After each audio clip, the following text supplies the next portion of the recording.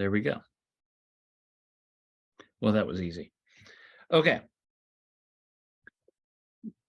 Let's begin. So there are two types of true crime writing. And when you're looking, and hopefully everybody is here, I mostly work in books, although I, like I said, I started out writing long form articles. So you can actually use these tools for long form articles as well if you're interested. It's a slightly different process because you're going to be submitting to magazines and newspaper editors as opposed to book publishers. So like I was saying, there's two types of true crime writing.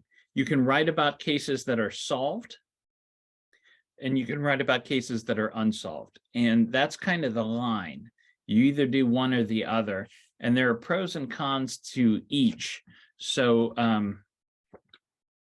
let me just go through this. If you're writing about solved cases, you're looking at there are people that do this really well. And I'm thinking of people like M. William Phelps. I've got some books on here. He's one of my favorite writers. This is actually a book that was written. I'm here in Akron, Ohio. That's my home base. And this is a book that he wrote about a very famous local murder that had to do with polyamory in the 1990s. It's very interesting. But M. William Phelps and Greg Olson are very well known for writing those types of cases. In fact, the first big true crime book, In Cold Blood, was actually about a solved case. And those books take you through the crime, the entire process of the investigation and trial and sentencing, and it gives you a nice ending that unsolved cases don't have. And a lot of people really enjoy having that concrete, ending, everything wrapped up in a bow at the end. Now, like I said, pros and cons. The pros to that sort of approach, if you're interested in writing about solved crimes, is you're in a much better legal standing. It's easier to publish those sorts of what's the name of those sorts of books? Question here from Jane. What's the name of Phelps' book? It's called If Looks Could Kill. And in Akron, there was this place called the Taj Mahal, which was totally, appropriated culture because it was built by a white guy here.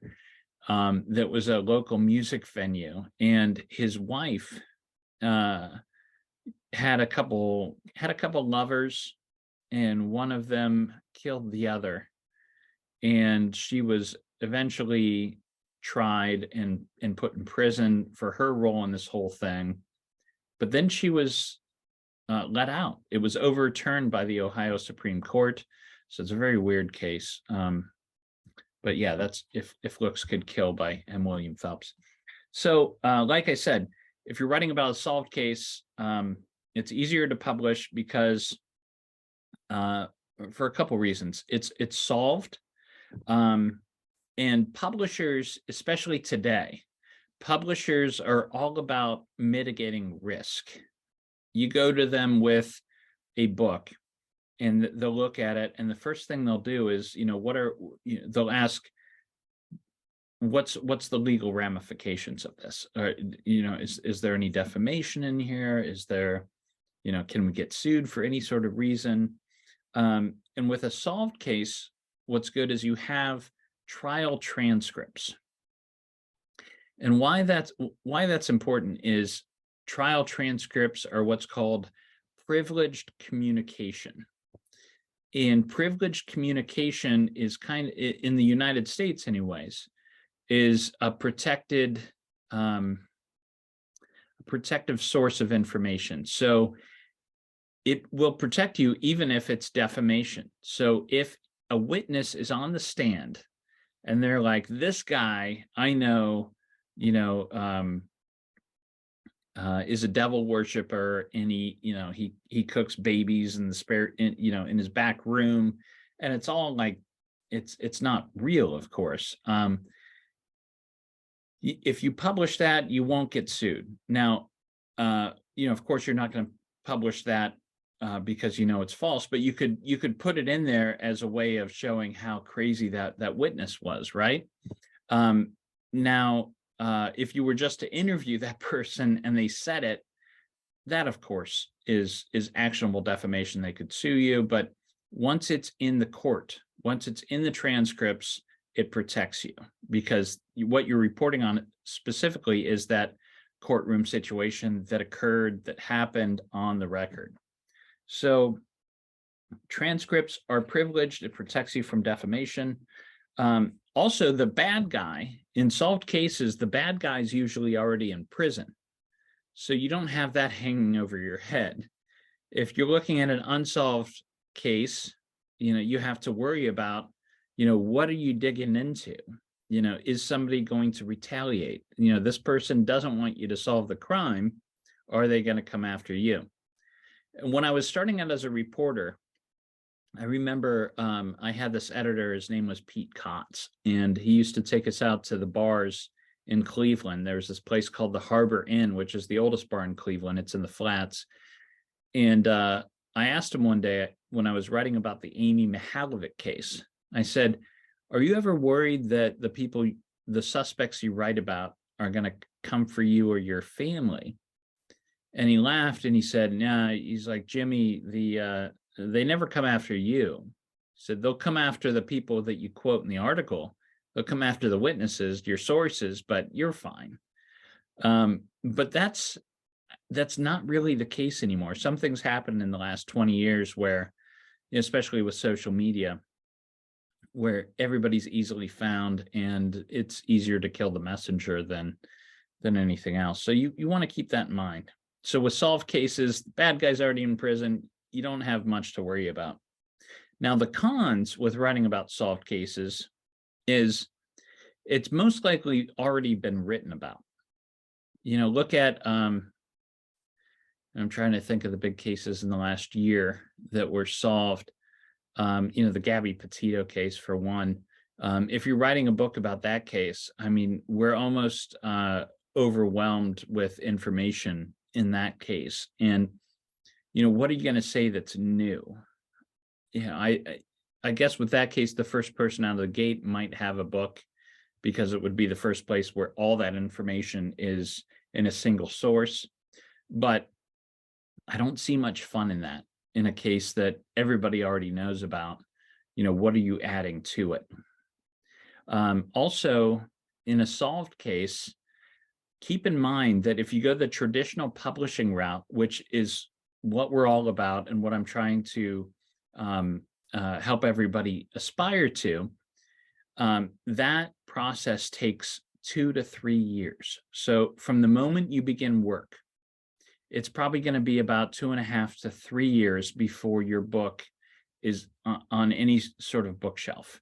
So is the case you're writing about now, even like if you start writing about the Idaho murders or Gabby Petito, is anybody going to care about it 3 years down the road? You have to keep that in mind too. Personally, I lose interest as soon as a case is solved. I grew up on Unsolved Mysteries. I loved watching that program, and there's this extra little bit that Unsolved Mysteries and unsolved cases in general have that solved cases don't, and it's that addicting feeling that maybe you can help the case or solve the case. And as a journalist, if you're the person that's digging into this case, you're definitely going to find some new stuff.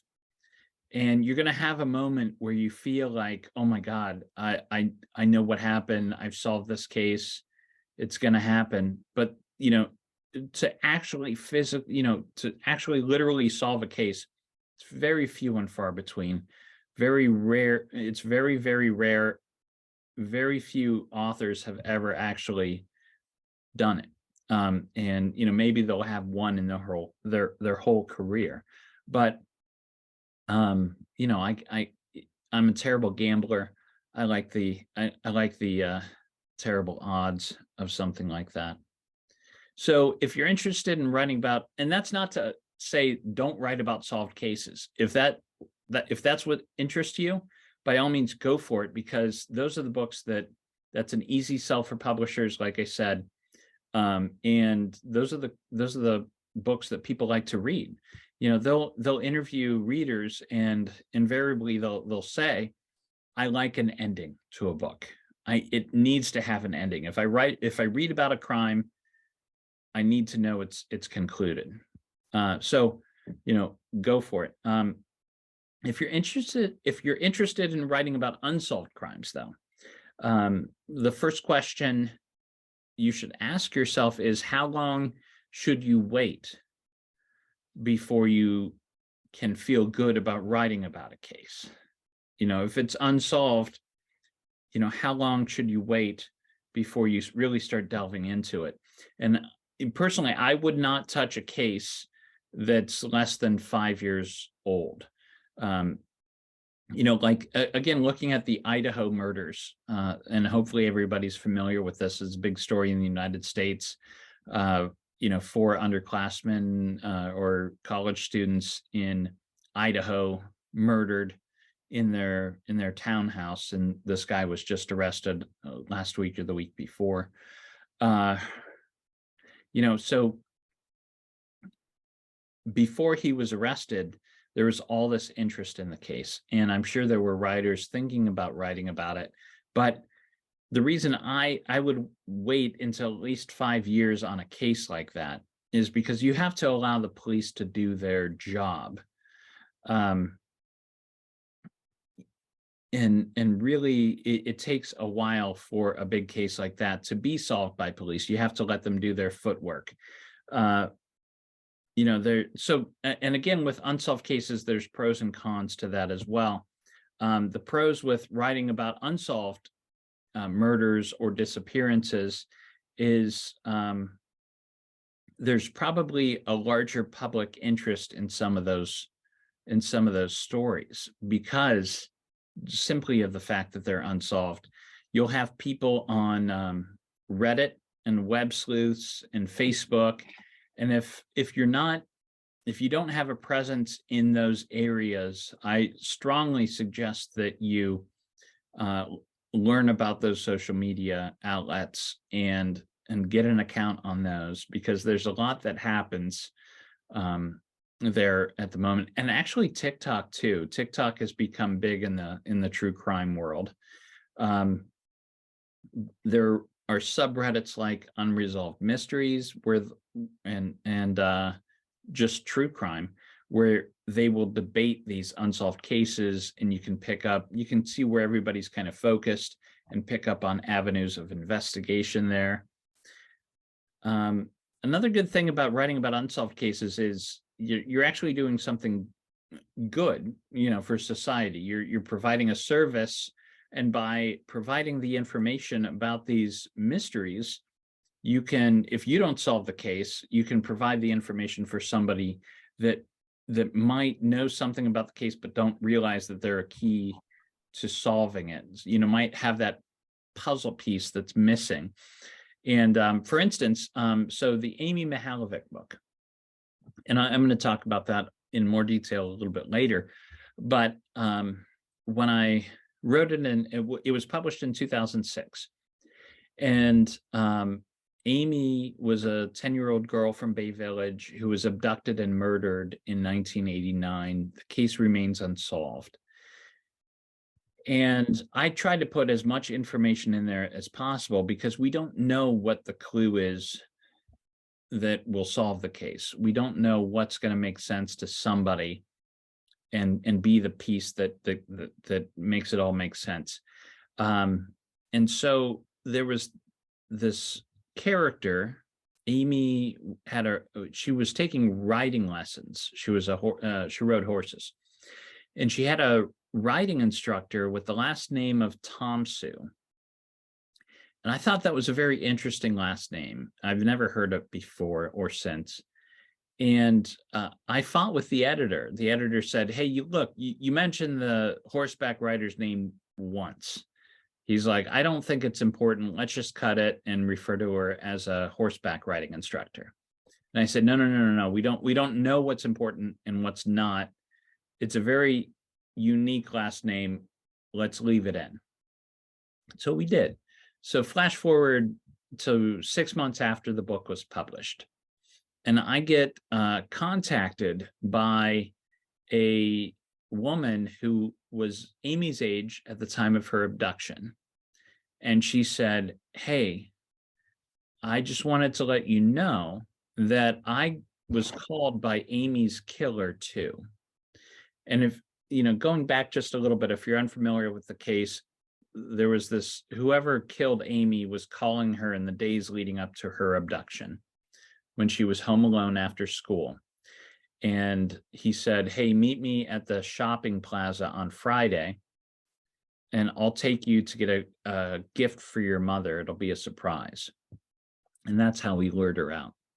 Well, a number of other girls were called by the killer in the days leading up to the abduction. He was just calling a lot of girls and seeing who would meet him. Well, this girl from North Olmsted, which is the one township south of where Amy went missing in Bay Village, Ohio, called me up and she said, hey, I just read your book and this is strange, but you know that horseback riding instructor, Tom Sue.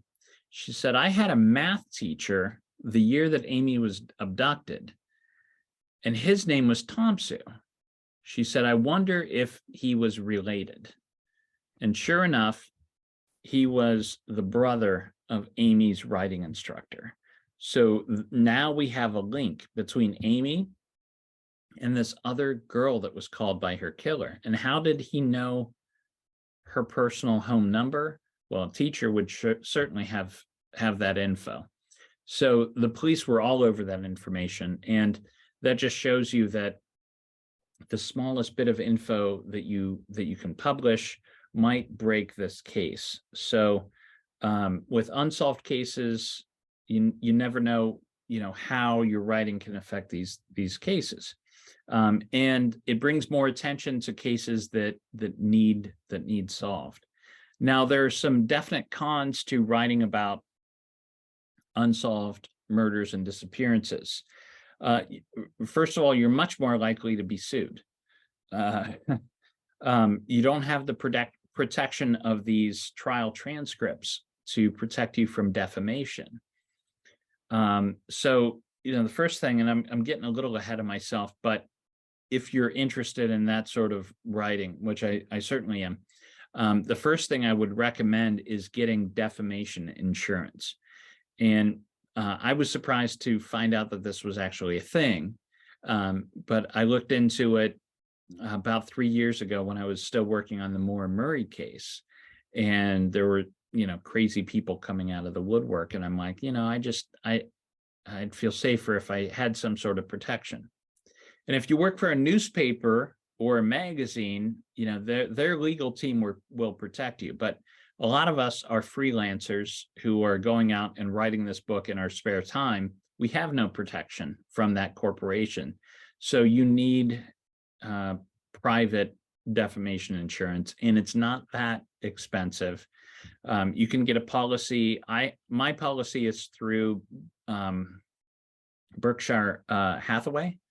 And I think I pay like a little over $400 a year, which, it's substantial if you're on a shoestring budget, but it will protect you from, serious legal repercussions if it comes to that. So, also the more time goes by, the more threat that there is that freelance writers could be charged with interfering in an investigation or obstruction of justice. Just in, because of social media, these police departments and prosecutors' in these small town cases are really trying to push the envelope. And there, I'd be surprised if we don't see some journalists get prosecuted for this in the next year. Specifically about the Idaho murders and the Delphi murders. If you're following the Delphi cases of the two girls who were murdered in Indiana back in 2017, both of those cases, because of how big they became on social media, the prosecutors have threatened legal action to people that are talking about it or, quote unquote, reporting on it on blogs and social media with interfering with an investigation. And in fact, in both of those cases, the judges have begun to seal the records and put a gag order on everybody involved in it due to social media. So, be careful with that. The other thing about writing about unsolved cases is, they're going to be fewer and far between, and we're going to be fighting over them to some extent because of genetic genealogy. Genetic genealogy is so good these days that any case that has DNA evidence of the killer, I believe, is going to be solved. It's just a matter of time and how many people are entering their data into these great genetic genealogy databases. So the unsolved murders, if you wait, a murder occurs, you wait 5 years to let the police do their job. If there's DNA evidence in that case, it'll likely be solved in that time. So the big cases, like, you look at Golden State Killer, and there's this case out of Australia, the Somerton Man.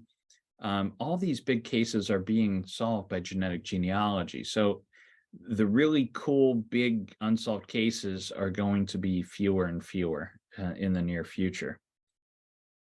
So those are the pros and cons on solved cases versus unsolved cases. But generally, how do you know you're looking for a case to write about? How do you know it's a good case? How do you know it's worthy of a book? And remember, the fastest I've been able to write a true crime book is about 9 months. I would say it typically takes longer, a year and a half to 2 years of research and interviews and the writing. So how do you know you found a case that's worthy of all that time and effort? Some of the comments you'll get from people online is, people die every day. What makes this case so special? And there are a couple things to think about. One thing that makes a case important is, does it say something about the human condition? Does it say something new? And there's a book that I read last year that I really like. It's called Couple Found Slain. And true crime books are published every month. Most of them we don't hear about, but this one is different. So looking at why a case is important, this case is about the murder of a family, older parents who were murdered by their son. And it's a tragic case, but you get all that in the first chapter. You find out about the murder, or the first couple chapters. The murder happens. That's not what the book is about. The book is about how this young man was suffering from mental illness, severe mental illness, killed his parents in a state of delusion, was found not guilty by reason of insanity, placed in a mental hospital. And then while at the mental hospital, became sane, which is what, when you place them in there, you hope will happen, but you never really expect will happen.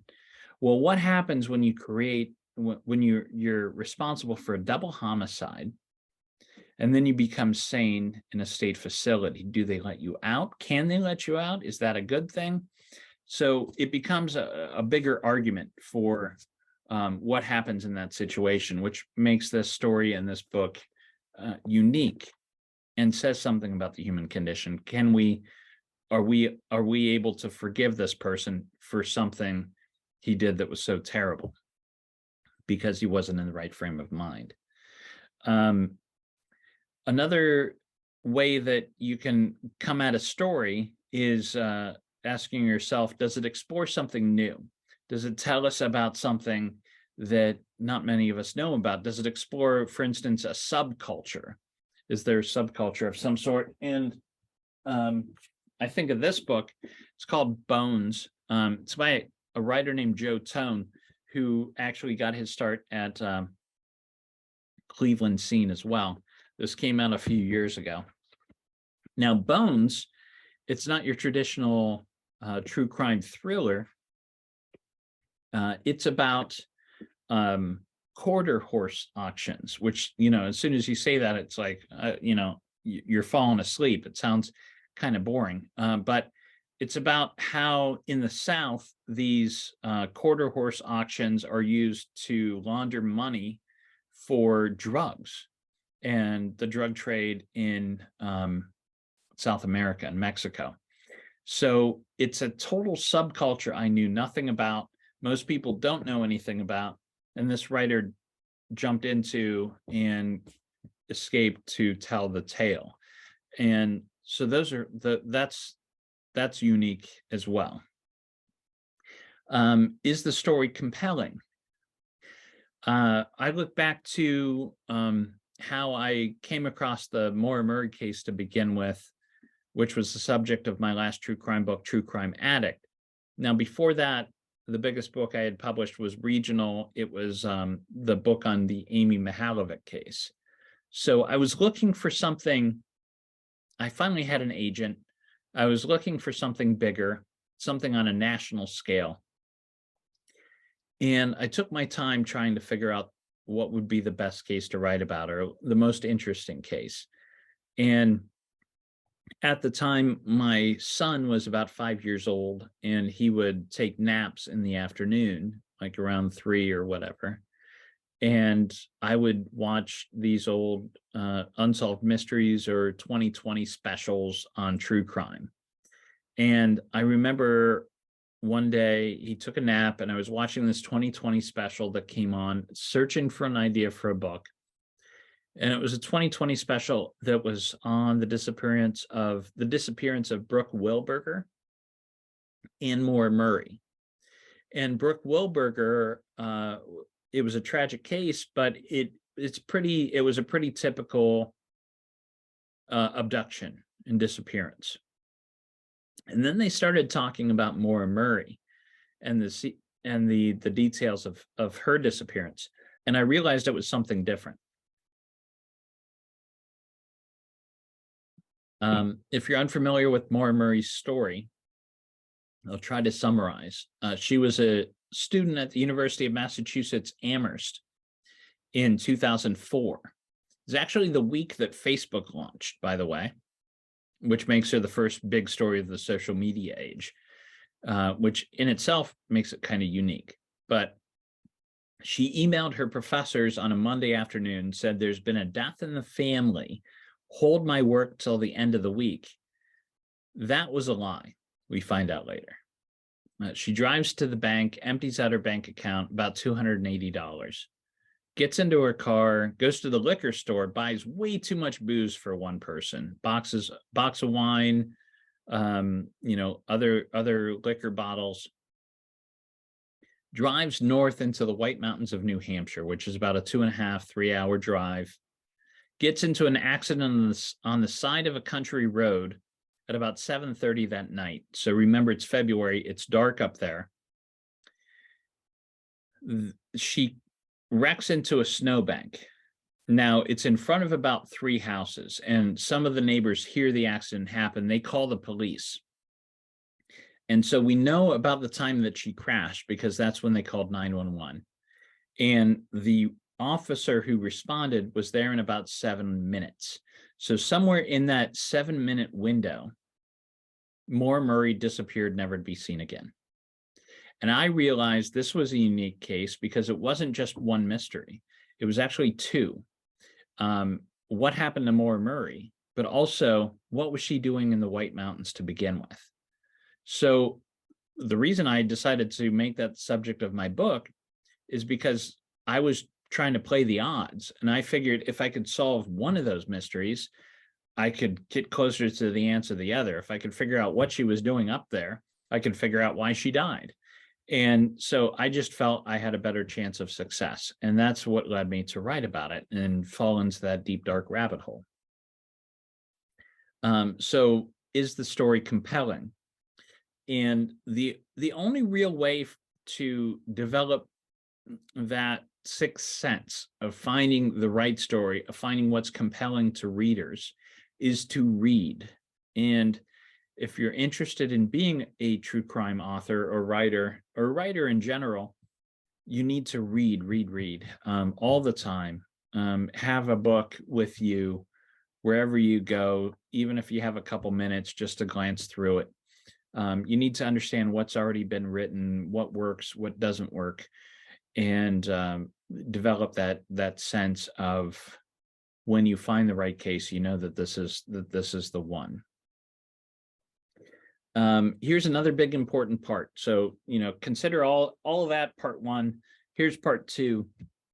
This will be the first thing that an agent or an editor or producer asks you. And that is, why should you tell the story?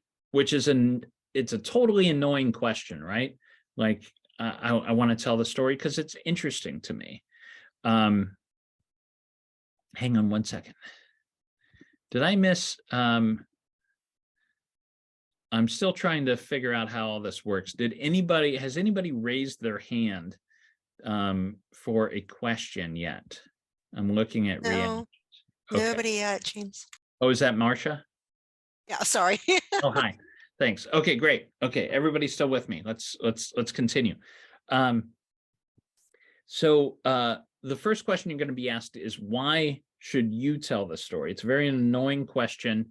But when I went to this regional publisher way back in 2005, David Gray, who owns Grain Company here in Cleveland, and he asked me that question. He said, why should you write the book about Amy Mihalovic?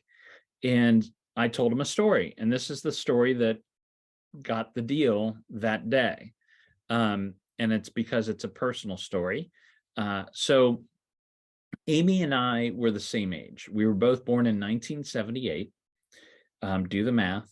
And she was abducted in 1989, and I had turned 11.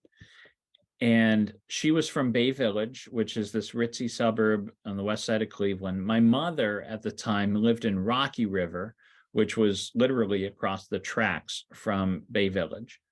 And when I would go up to visit my mother on weekends, I would ride my Huffy 2-speed bike around, and I would see the picture of this girl who was missing on all the telephone poles. And she had this like side saddle ponytail, very 80s look. And I remember thinking, if she was in my class back home, and I was in 6th grade at the time, I think, if she was in my class, I'd be passing notes to her. What happened to this girl? And so I started reading up on it and realized she had been missing. She was abducted from the town next door. And I became obsessed at the age of 11 with finding Amy Mihalovic. I didn't have much parental supervision. And I would ride my bike to Westgate Mall, which was, back in, 89, 80s and 90s, the mall was where everybody went. It was where the most people were at any given time. And so I would sit outside Walden Books, and I would look at the crowds as they came through the mall, and I would look for men that looked like the composite sketch of Amy's abductor, which they published in the papers. And if I saw somebody that looked similar, I would follow him out to his car, and I would jot down his license plate, and I would walk it back in, and there were payphones outside of Aladdin's arcade, and I would call in the tip. But the only number I knew associated with the police at that time was 876-5353, which was the toll-free number of Unsolved Mysteries. So somewhere Robert Stack was getting all these calls about an unsolved murder from an 11-year-old kid in Cleveland, and it never went anywhere. So flash forward to February 8th, 1990, which is just 2 or 3 months later. That's the day that they found Amy's body. And I had a routine where I would come home and turn on the TV and watch for news for any updates. My dad, and that's who I lived with at the time out in the country, he knew that I was obsessed with this case and following it. And so he had heard on the radio that they found Amy's body. So he rushed home to talk to me. And, I, of course, got home before he did, turn on the TV. Amy's image is there. They're talking about finding her out on County Road 1181 in Ashland County. My dad gets home and he turns off the TV. He's like, "Hey, I want to talk to you about something." And he ran a construction company at the time. He was just starting out, and he had this employee that was that he fired. And after he fired him, this employee started leaving threatening messages on his windshield. When he'd come out of work, he'd find these threatening messages. And one of the messages said that he was going to come after me or my sister, my dad's kids, as retaliation. And so he was thinking about Amy Mihalovic. He was thinking about me and this possible abduction, because we think of the worst case scenarios. And so he said, "Look, I've been thinking about this on the way home, and what happened to Amy Mihalovic." And he said, "I came up with a solution on how we can solve cases like this." He said, "If what happened to Amy ever happens to you, here's what I want you to do. I want you to, if you find yourself somebody's house handcuffed to a couch or something, and mind you, I'm 11 years old. He said, I want you to pull up pieces of the carpet or bits of the couch or knickknacks, anything you can get your hands on, and swallow it." And he said, that way, if he kills you and what happened to Amy happens to you, we can do an autopsy and we'll find those clues and we'll know who did it, and I'll know who I should kill. So that's how I became obsessed with not just Amy Mihalovic, but true crime in general. And when I told that story to the publisher, when he asked me, "Why should you tell Amy Mihalovic's story?" that's what got me the deal. So it's good to have that personal connection. Sylvia had a question: do you have to be obsessed with a case to be most successful? Not necessarily, but it certainly does help. And that goes to my next point. You don't have to have that personal connection to write about it, but there definitely needs to be a reason as to why you're writing about it. Maybe, and it could be a couple things. Maybe you're the one that's able to get the family to trust you, and so the family of the victim, or the people that knew the victim, maybe they'll only speak to you. That's a good reason. Maybe the victim's life parallels your own. So maybe you find a victim and it's one of those, there but for the grace of God go I. You could see that scenario happening to you. So how that victim's feeling. You can write about it in a way that other people can't. Or maybe about the specifics of what happened in that case in a way that other people don't. I'm specifically thinking about cases like the missing airlines, like was that MH370, the Malaysian Airlines flight that vanished. If you're an engineer who builds these jumbo jets, you're going to know things that other people would spend their lives trying to understand, and you could write that in a way that nobody else does. So especially if you have a connection to the case. So yeah, that, and also you need to know the answer to that question in order to really get the publisher or editor interested in it. But also, it's good to have that personal connection, because that's what you're going to rely on after you've done 3-4 months of research and it becomes boring. What's pushing you on to write about this? What's your, and it's that personal connection, that personal obsession that's going to see you through the whole process. So it's good to have that and to figure it out. And if you don't have it, maybe you move on and you're like, well, it's an interesting case, but should I be the one writing about it? And don't be afraid to ask yourself that question, because everybody's going to be asking you that question later. So the first step, you find a case that you think is interesting. Where do you go from there? First step is to explore the case just a little bit to see if there's enough there. So I'm not saying don't do any interviews yet, but look into the case. Are there police reports? Are there court records of any kind that can protect you? Will the family talk to you?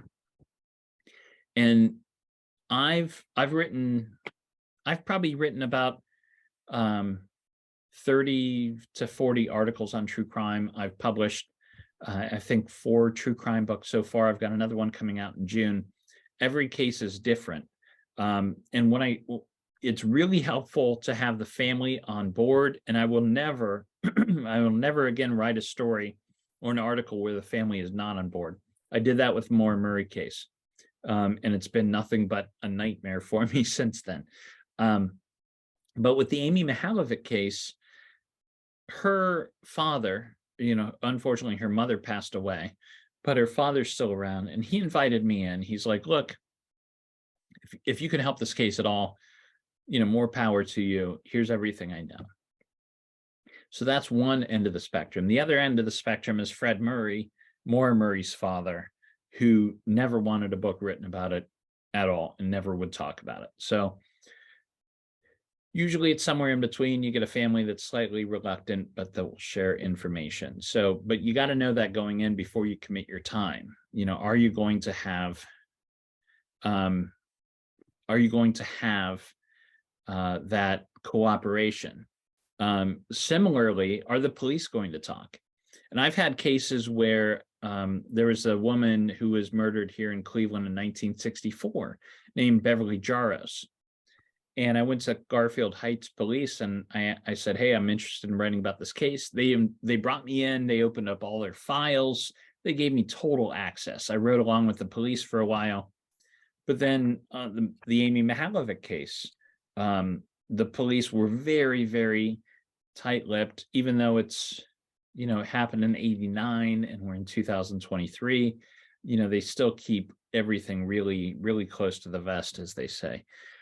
So you've got both ends of the spectrum there. It's good to know what sort of support you have going in.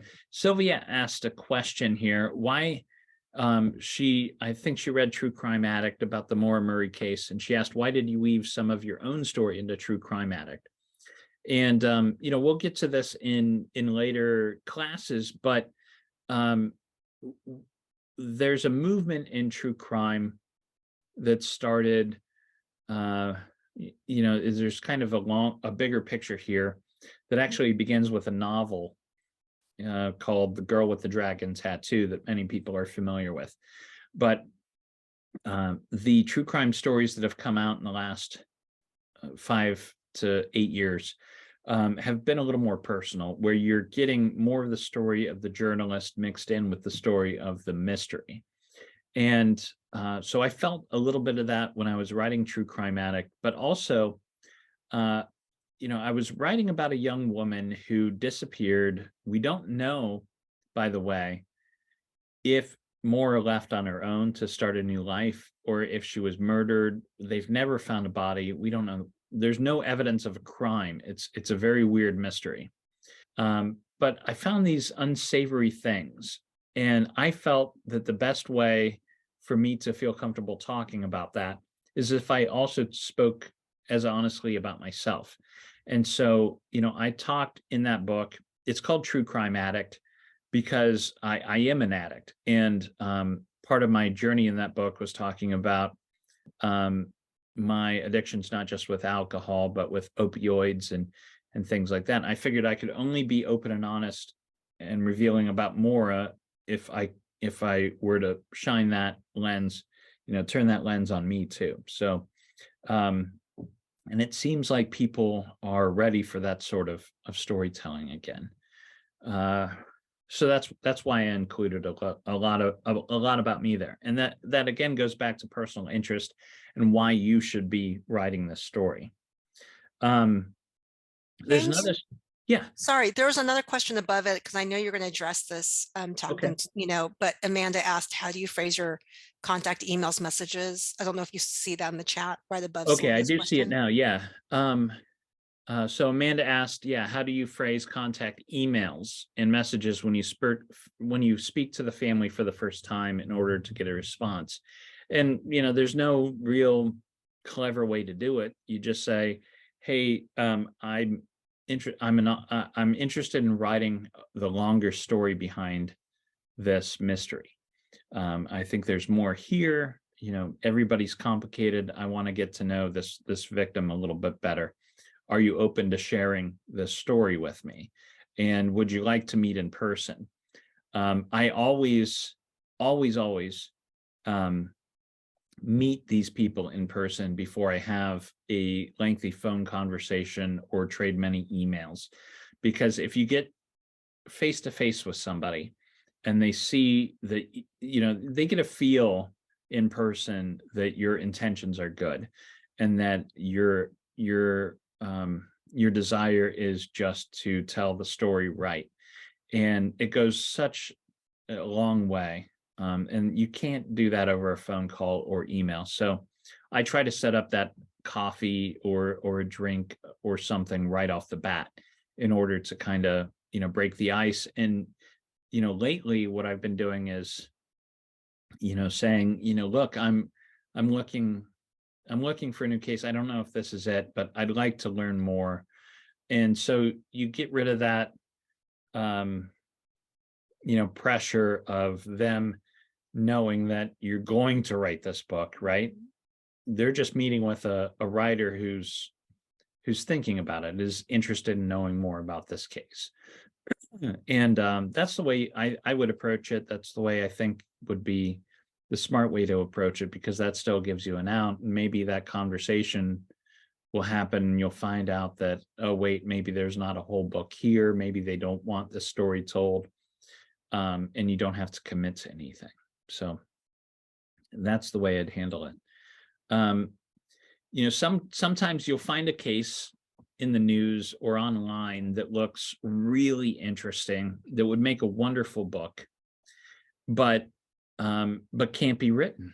I'm thinking here, there's a book that I really want to write that would be about Ray Greekar, a guy named Ray Greekar.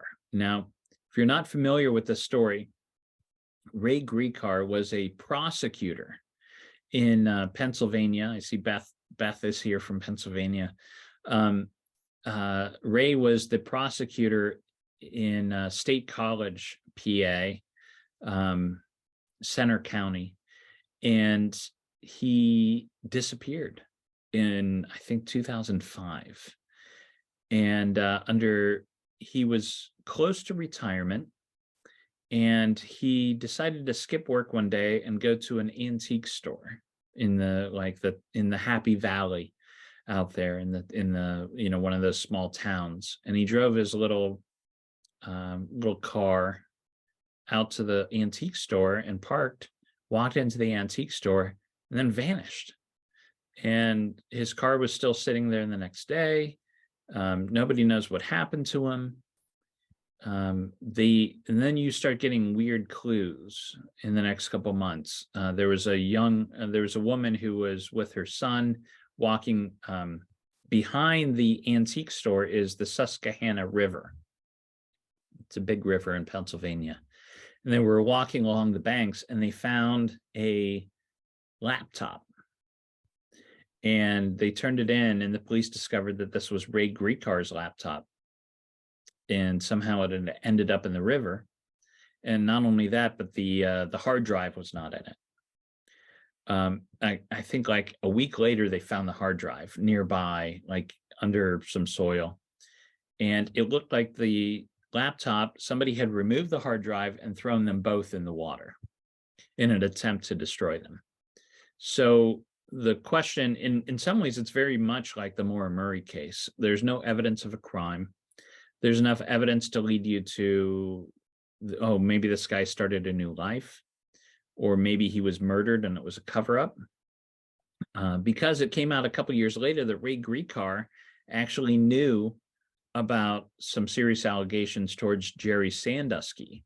If you remember that case with, the Jerry Sandusky was, I believe, an assistant coach at Penn State and was molesting young boys in the shower room at the college.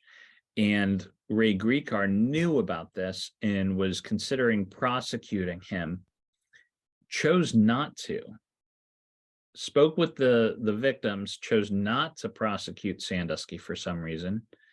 And then a week before his retirement, or very soon before his retirement, he vanishes under mysterious circumstances. So people were wondering, did Jerry Sandusky have him rubbed out or whatever? So it's a fascinating case, right? There's all this stuff, but everybody close to Ray Greekar is not talking, and his family will only talk a little bit. There's nothing there beyond what we know in the newspaper. There's nothing you can get to until you somehow gain trust with that family, and I have not managed to do it. So sometimes you'll see those great stories, and you need to explore them a little bit to find out if there's really enough there to write about.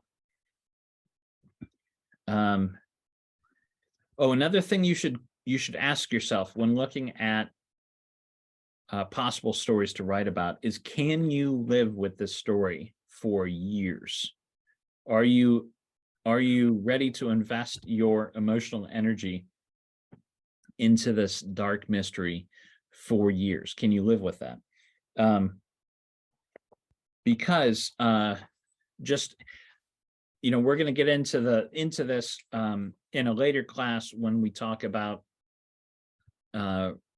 publishing and submitting and how that process works. But to give you a condensed version, the reason why you have to live with this for years is because it's going to take you about a year at least for the research and writing that goes into a true crime book, or even a long form true crime article of any length. There's going to be 3 months of submissions where your agent is submitting to potential editors. Once you find an editor and publisher, it's going to be another 18 months to 2 years for production. And that covers everything from new drafts that you write with the editor, to layout, to they need to create advanced copies for reviewers that get to reviewers 6 months before publication. So it's a very slow, arduous process that you have to be ready for. And then you've got 6 months of promotion after that. So you're committing to this case for minimum of 3 years. That's the route if you want to make money in this. You can always self-publish. I've never known a true crime author that is self-published that makes a comfortable living out of this. I've been publishing the traditional route. I get a little bit of money, but even I don't make living money off of publishing my books. The money I'm making to put, food on the table is coming from optioning my books, which is kind of the dirty secret of this industry and takes away from the creative artsy part of it. Because you can write your book, but you're going to make more money when a producer from Hollywood comes and takes the option for that book. And what that is a promise that they have rights to try to sell that book as a TV show or movie for 18 months. And every time you get an option, you can make, minimum of like $25,000 on these options. And I have a book, it's a novel, but it works the same way, the Primrose Lane, that's been optioned like 4 times now. And it's never made it to TV or film, but it keeps a flow of money in. And that's unfortunately the way that the world's set up right now, where if you want to make money as a writer, it's great to you're going to make a little money with the books until you become a big name or you get a great hit, but the options should be enough to keep you going to your next book. Hey, James, there's Sylvia had another question in chat. Yeah. I don't know if you saw. She says, can I take a true crime case as inspiration and then I write my own story? Sure. That would be, at that point you're writing a novel. And novel is it is fiction, and it's a whole other can of worms. It's something that I work with too, and I love writing novels. In my experience, it's harder to write a novel, and it goes back to that same question: why are you writing this? Why are you, capital Y-O-U? Why are you writing this? It's difficult. Mysteries still sell very well. You can take that inspiration and turn it into a good story. And if that's what's calling to you, that's what you should do, and give it a try. But if you're sticking with a true case and you want to write true crime, there's something about, I think it makes it a little easier to be that, to have ownership over that case, and to know that you're going to be the first one to tell that story fully and completely. And people, editors specifically, and agents will know that story. They'll have heard about it in the news. They can make a connection with it. Whereas if you're coming to them with a standalone novel, they're gonna it's not going to be familiar to them. It's going to be a harder sell. And honestly, this is another ugly part of the business. The first thing they're going to look at is they're going to look at your social media stats. So they're going to see, well, do you have at least 10,000 followers on Twitter? How many followers do you have on TikTok? Where are you at on Instagram? Because remember, publishing, and this should be like, write it down, put it on the wall. Publishing is about mitigating risk. And if you can understand that, you can sell a lot easier.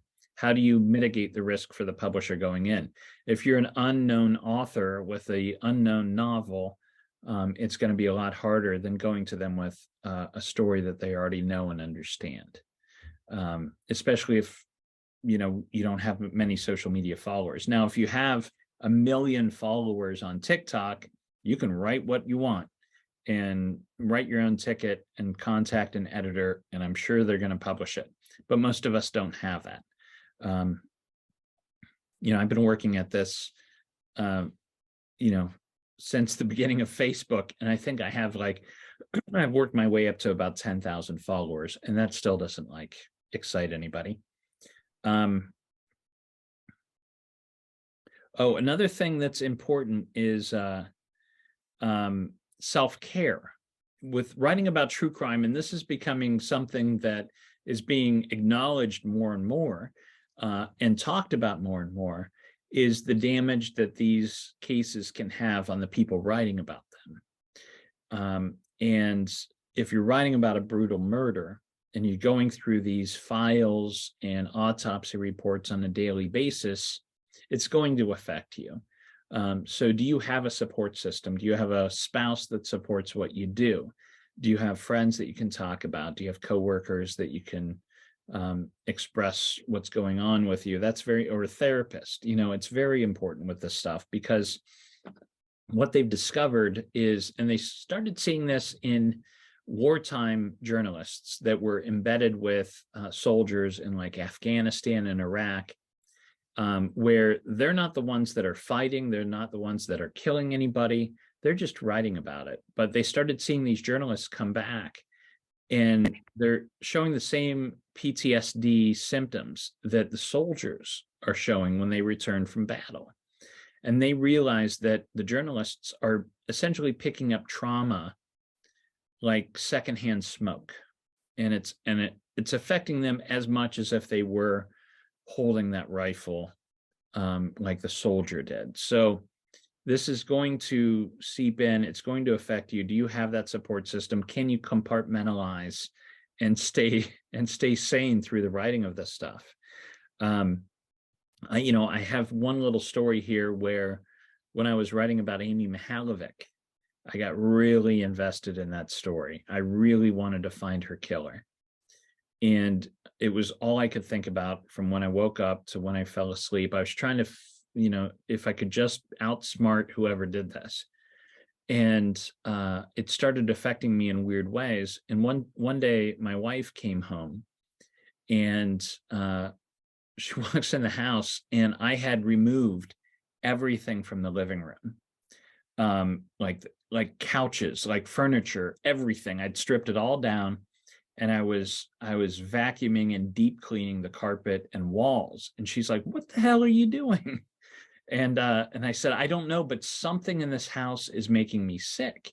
I just haven't felt well in weeks, and I think it's some sort of allergy. I think it might have to do with this room where I was working." I said, I'm just trying to clean everything." And she's like, "It's not allergies." She's like, you're depressed. It's what you're working on is affecting you." And that's when I realized she was right. And I needed to do something about that. So you have to have somebody that's going to pull you back from that darkness. Once you figure out a case, once you're still thinking about it too, it's important to look at true crime books that have come before. What are the true crime books that have done well, and what are the true crime books that have not done well? And the very first book that you got to read, let me see, is where it all started, is In Cold Blood. And this was the first true crime novel as we know it. And written by Truman Capote, and with the New Yorker, originally published in 1965.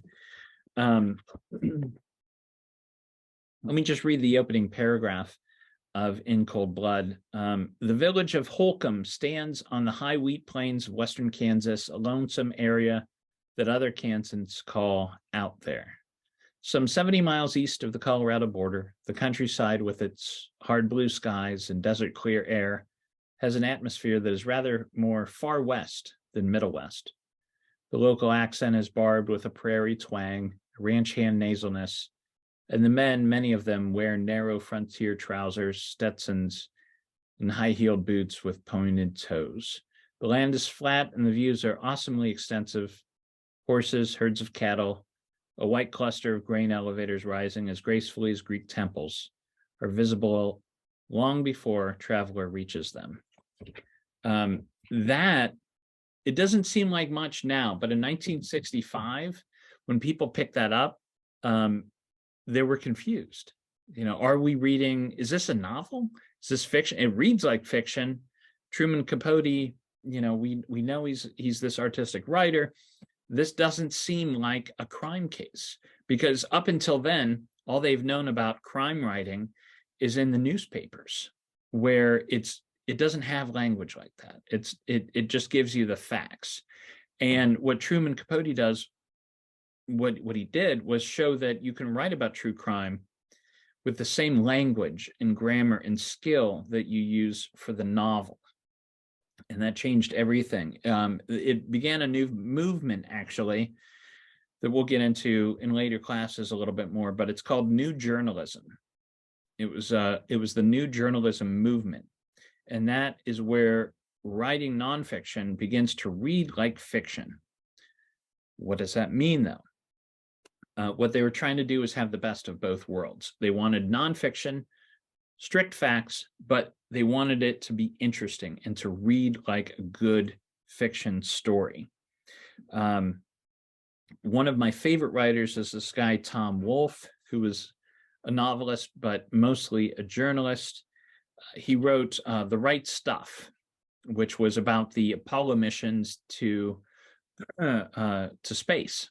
And Tom Wolfe never went to space, of course, but the astronauts who did, after they read his book, The Right Stuff, they came to him and they're like, how were you able to explain what it was like to be there?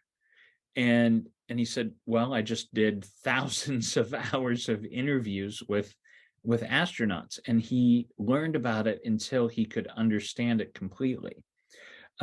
So new journalism doesn't mean that you write, doesn't mean that you take a story that's true and filter in fiction. It means you take what's real and make it read like fiction.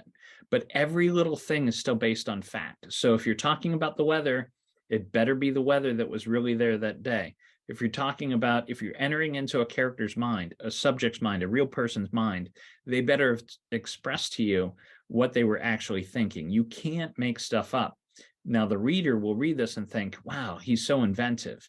But it's just a way of writing that makes it feel like a novel.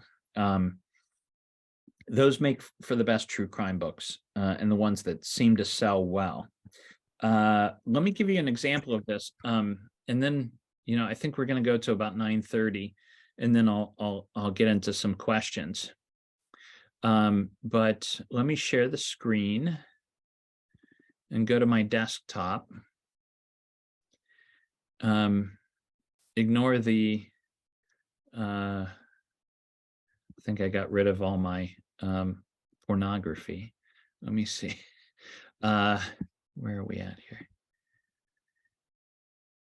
Here we go. Okay, so I'm going to show you the difference between new journalism and reportage, or what you would normally read in a daily newspaper. So the first story I want to tell you about, these have to do with the suggested reading for this week. Hopefully most of you got this. There were 2 articles I suggested that you might want to read before this class. One of them is on this bizarre story about this backyard zoo in Ohio where lions and tigers and bears, got loose a couple years ago. And here's what was written in the Cleveland Plain Dealer. Lawmen hunted down and killed dozens of wild animals in the rainy fields of central Ohio after the owner apparently opened their dilapidated cages and set them free for the last time before killing himself. In all, 56 exotic animals, bears, lions, tigers, wolves, and leopards, bolted for the hillside surrounding the 73-acre homestead of animal collector Terry Thompson, who authorities said shot himself in his driveway. On Wednesday, schools closed and people were warned to stay indoors for fear of ravaging tigers and bears. So it's all pretty much facts. They're still essentially using what's called the inverted pyramid for journalism and daily newspaper storytelling. So that's the same story as this story that was written in Esquire, I think about a month later. The horses knew first. Terry Thompson kept dozens of them on his farm just west of Zanesville, a suffering river town in the seat of Muskingum County. Most of the living things in Zanesville had been born in Zanesville, or in the county at least. Thompson was one of the few importers. He had a particular eye for the unwanted. His horses weren't pretty animals, except that they were horses, worn-out chestnuts, muddy grays, and a semi-handsome paint named Joe. There was even a donkey and a fat little pit pony in the mix, and now they were together in the pasture, more tightly packed than usual, running in a wide circle. They were rolling almost, the bunch of them moving slowly at first and now finding their old legs, picking up speed like starlings, like the bands of a hurricane. That's much more wonderful to read, right? Mm-hmm. That's the difference between journalism and new journalism. Now, they both deal with facts. It's just the way that they are presented in some sort of narrative. Let me give you one more example. This is about maybe many of you have seen the Netflix documentary on Anna Delvey. This is about Anna Delvey. Even on her way, this was in the New York Times, this first piece. Even on her way, and New York Times is somewhere in the middle between typical daily newspaper and new journalism. Even on her way to prison, even after a jury convicted her of swindling almost everyone she knew, and a judge accused her of running a big scam, Anna Sorokin was sticking by her story. For years, Ms. Sorokin pretended to be Anna Delvey, a German heiress with a trust fund that paid for a life of glamorous ease. She lived in boutique hotels, wore designer clothes, and hung out in Manhattan's moneyed party circles. In reality, Ms. Sorokin, 28, was a Russian immigrant who walked out on bills. And then look at this. This is the story that made Anna Delvey a celebrity. It was in The Cut, which is the online presence of New York Magazine, and written by Jessica Pressler.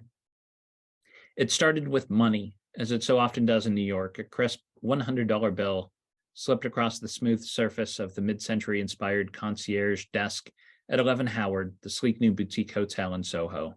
Looking up, Nefertiti Davis, the 25-year-old concierge who goes by Neff, was surprised to see the cash had come from a young woman who seemed to be around her age. She had a heart-shaped face and pouty lips surrounded by a wide tangle of red hair, her eyes framed by incongruously chunky black glasses that Neff, an aspiring cinematographer with an eye for detail, identified as Celine. So you can sense the difference there, and which is more fun to read. And there are plenty of books that are written that are in the traditional journalism style, like this happened, then this happened, then this happened, and those do get read.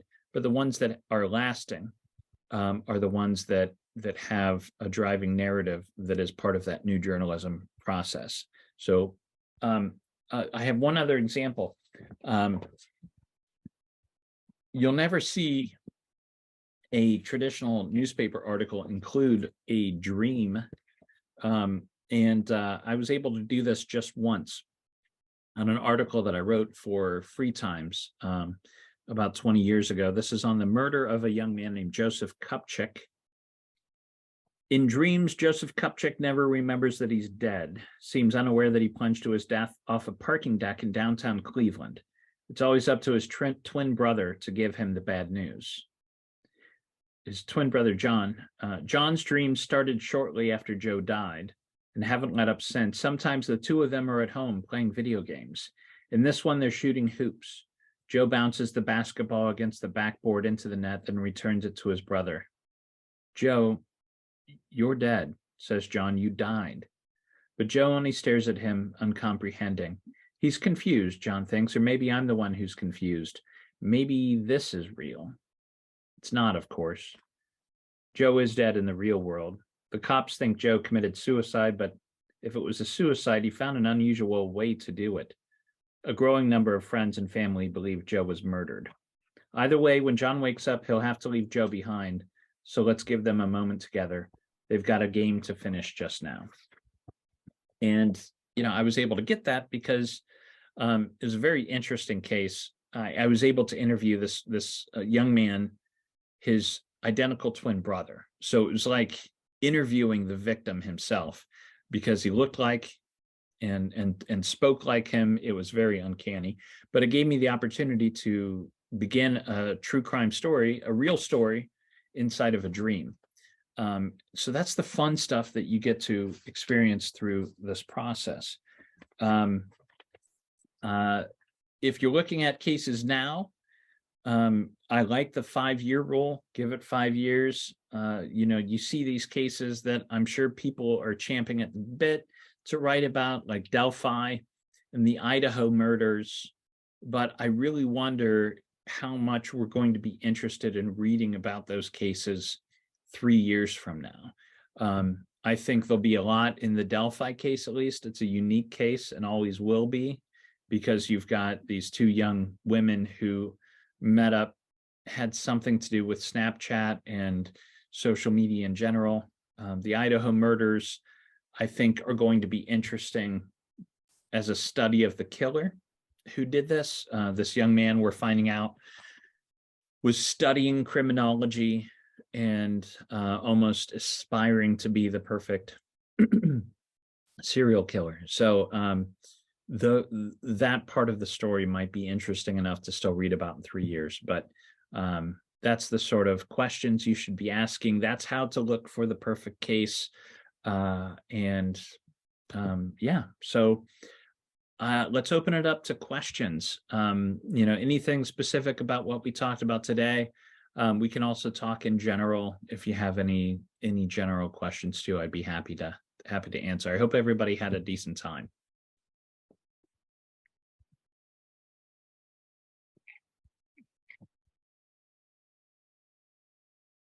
This is a quiet group, James. Yeah. So remember, next week, I hope you're going to join me for the next few weeks. I'm going to walk you through the whole process. Next week will be how to conduct research and interviews for true crime cases. Thank you, Lindsay. And then we get into writing and editing, submitting your story to agents and editors, and then marketing and publicity.